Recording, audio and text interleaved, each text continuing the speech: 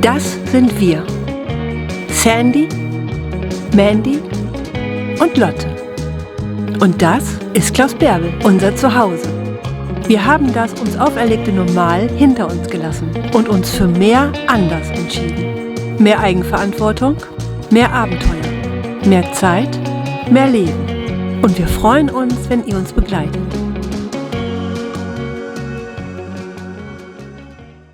Wir machen uns auf von Besançon, so heißt das nämlich eigentlich richtig, in Frankreich nach Vilanova de Sau in Spanien. Das Wetter ist weiterhin kalt um den Gefrierpunkt, aber trocken. Und weiter führt unser Weg uns durch die kleinen, urigen Dörfer Frankreichs. Uns fällt auf, dass man äußerst selten Menschen sieht. In den Bergen sucht uns das schlechte Wetter heim, aber es wird etwas wärmer, um die 5 Grad plus.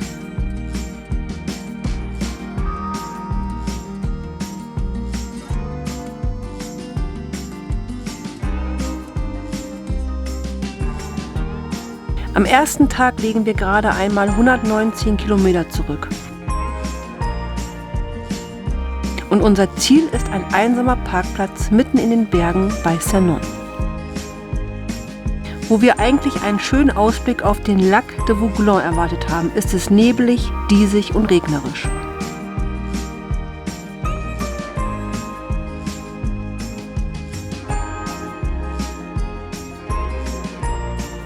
Am nächsten Tag geht es weiter, durch die vielen Tunnel der französischen Alpen.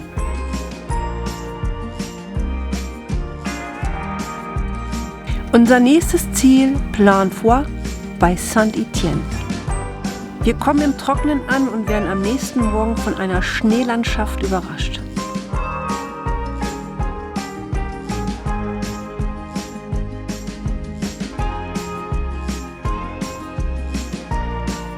Der Stellplatz im Plainfoy ist kostenlos und es gibt neben der Entsorgung auch Wasser und Strom.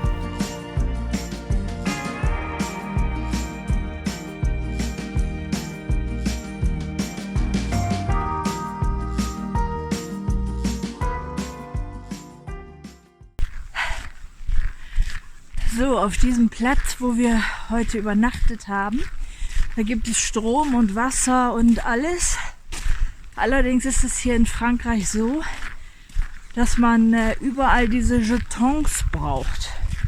Also man kann nicht einfach Euros in den Automaten schmeißen, sondern man muss diese Jetons haben und die gibt es nicht immer vor Ort. Beim letzten Platz, da gab es sie beim Museum direkt vor Ort, aber hier muss man erstmal so einen knappen Kilometer ins Dorf laufen. Das ist ja auch nicht weiter tragisch. Es geht halt nur bergab, ziemlich steil auch mitunter und zurück halt eben wieder bergauf. Das ist das kleine Örtchen, wo man diese Jetons hier kaufen kann, das heißt Plainfoy. Und sehr teuer, also ein Jeton kostet hier 2,50 Euro. Dafür bekommt man 6 Stunden lang Strom, weil wir müssen ein bisschen an Strom, weil es ist so diesig und es scheint überhaupt gar keine Sonne und da stoßen wir mit unseren Akkus recht schnell an die Grenzen, wenn wir dann hier 2-3 Tage stehen wollen. Und daher habe ich jetzt mal vorsichtshalber ein paar Jetons gekauft. Eventuell müssen wir zwischendurch auch mal Wasser auffüllen und ja, wir werden jetzt hier 2-3 Tage warten, weil es hat heute Nacht gefroren und geschneit und die Straßen sind teilweise sehr glatt. Vor allen Dingen aber die Straße, die zu dem Platz hochführt, ist sehr, sehr, sehr steil und da möchte ich bei diesen Witterungsverhältnissen mit dem Wohnmobil nicht runterfahren. Mit genug Jetons für Strom im Gepäck genießen wir hier in Plainfoy die wunderschöne Winterlandschaft bei trockener Kälte um die 8 Grad minus.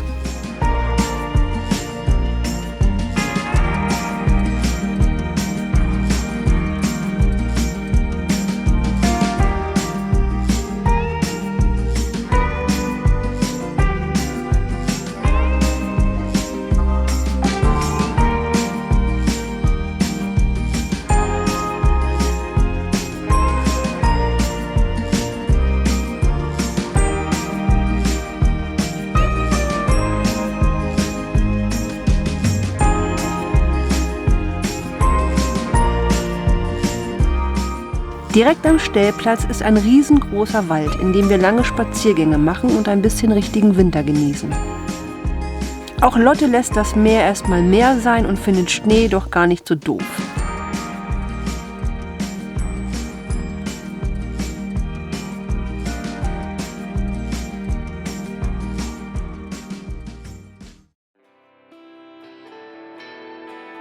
Nach 2 Tagen müssen wir weiter, denn durch das viele Heizen geht unser Gas zur Neige.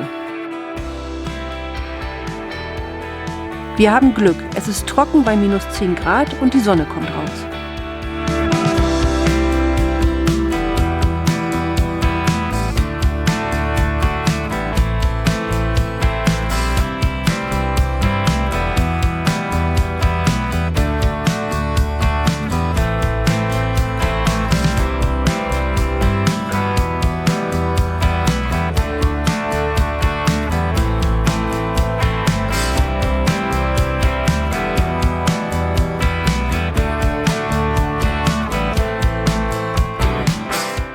Noch ein paar Kilometer durch die französischen Alpen.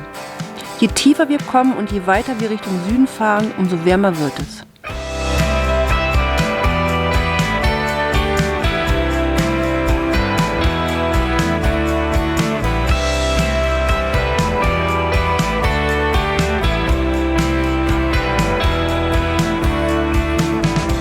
Das nächste Ziel auf unserer Tour ist das 251 Kilometer weiter südlich gelegene Sainte-Mamère-de-Gard bei Nîmes.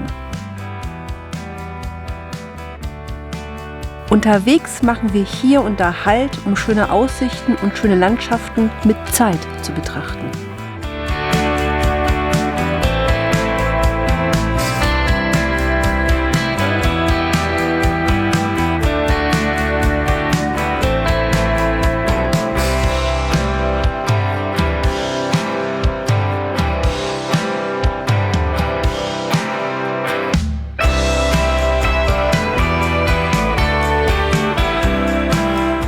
Wir lassen die französischen Alpen hinter uns und das Wetter wird merklich wärmer. Der Schnee ist verschwunden. Die Landschaft verändert sich. Und die Sonne hat noch genug Kraft, um uns warm ins Gesicht zu scheinen. Morgens noch -10 Grad in Plainfort, kommen wir bei +10 Grad in Nîmes an.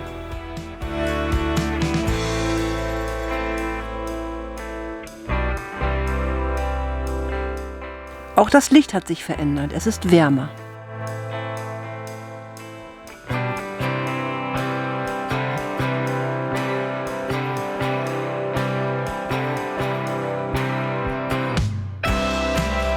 Der Tag neigt sich dem Ende und am nächsten Morgen starten wir wieder mit Frost und Raureif bei Temperaturen nahe 0 in den Tag. Unser Ziel für heute, Le Boulou, kurz vor der Grenze zu Spanien. Hier kommen wir spät an und fahren am nächsten Tag früh weiter.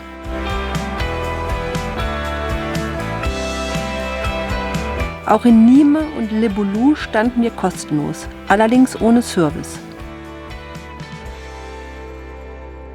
Vilanova de Sau, das Ziel dieser Etappe. Bevor wir den kleinen ruhigen Ort in den Bergen erreichen, müssen wir ca. 25 Minuten eine schmale Straße hochfahren.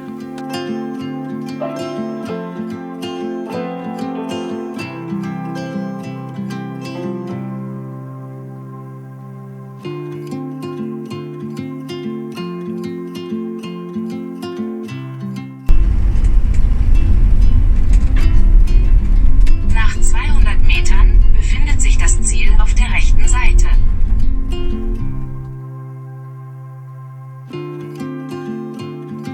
Wir entscheiden uns, in dieser ruhigen, einsamen Gegend etwas zu verweilen.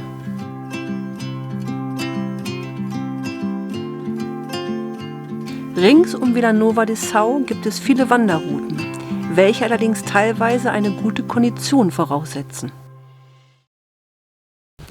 Hier in Vilanova de Sau stehen wir jetzt seit ungefähr einer Woche und wir werden auch noch ein paar Tage bleiben, bevor wir dann weiterfahren. Der Platz, wo wir hier stehen, das ist ein kostenloser Stellplatz. Der ist auf einem Berg, irgendwie mitten in den Bergen. Sehr, sehr einsam, also hier ist nicht viel ringsrum. Und man kann hier aber wunderbar wandern gehen, was wir auch jeden Tag machen. Und der Stellplatz selber ist wie gesagt kostenlos und es gibt kostenloses Wasser und kostenlosen Strom. Also wir konnten es erst gar nicht glauben, aber es ist scheinbar in Frankreich bzw. in Spanien hier jetzt. In Frankreich gibt es auch öfter mal kostenloses Wasser, aber in Spanien ist das wohl gar nicht so ungewöhnlich, dass es Stellplätze gibt, wo man kostenlos Strom und Wasser bekommt. Entsorgung und alles ist kostenlos. Das wird dann quasi von den Gemeinden, werden diese Plätze gestellt. Das ist natürlich super. Und in der Regel ist es allerdings so, dass man da dann nur 48 Stunden oder 72 Stunden stehen darf. Wo kein Kläger, da kein Richter, sage ich mir. Wir sind zwischendurch mal weggefahren, haben uns nächsten Tag wieder hingestellt oder waren zwischendurch mal einkaufen, waren einen halben Tag weg. Und ja, wie gesagt, da kommt kaum jemand vorbei. Es ist an einer Straße, die sehr gering frequentiert ist. Und ja, wenn wir hier wegfahren, stehen wir da insgesamt 1,5 Wochen. Und ja, man kann hier sehr, sehr schön ringsrum wandern gehen. Heute machen wir eine Tageswanderung bei angenehm 15 Grad und Sonnenschein.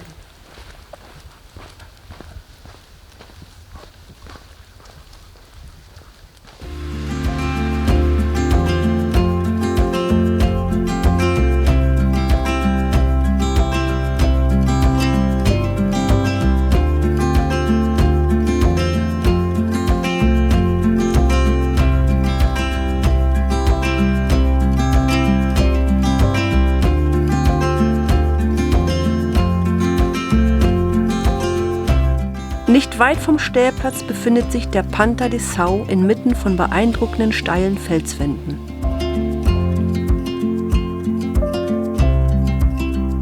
Hier verbringen wir einige Zeit. Wir sind ganz allein und genießen die Stille.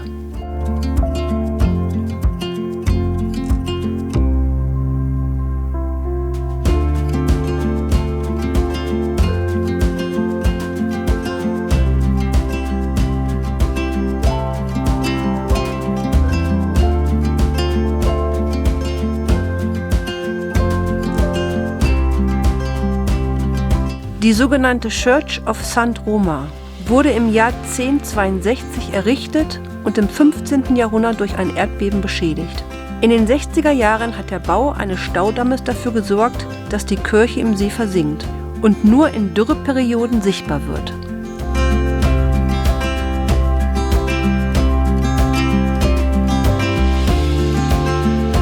So, wer viel wandert, hat abends Hunger.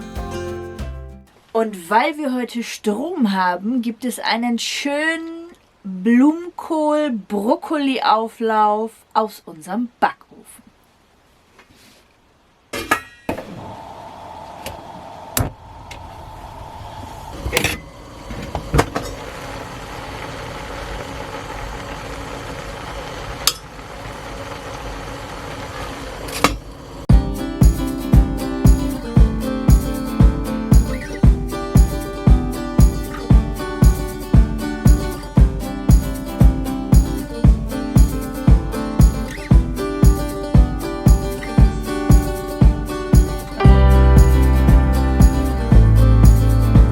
Und nein, wir sind keine Vegetarier.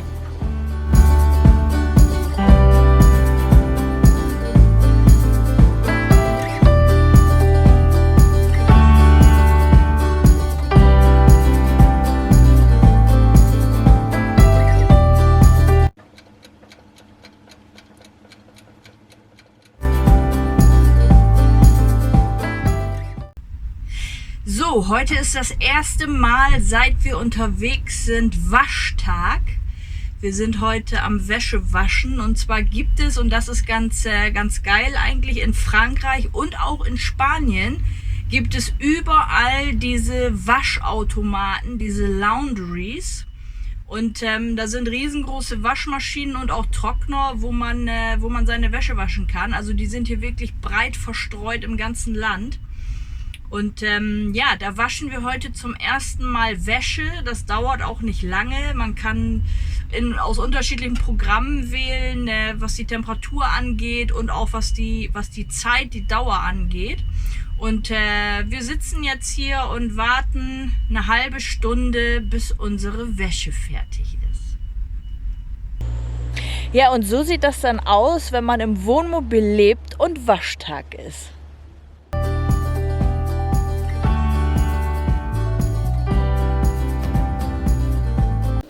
Heute verlassen wir Vilanova de Sau, um uns auf den Weg ein bisschen weiter ins Landesinnere zu machen, denn wir möchten ganz gerne Weihnachten im Nationalpark Alto Tajo verbringen.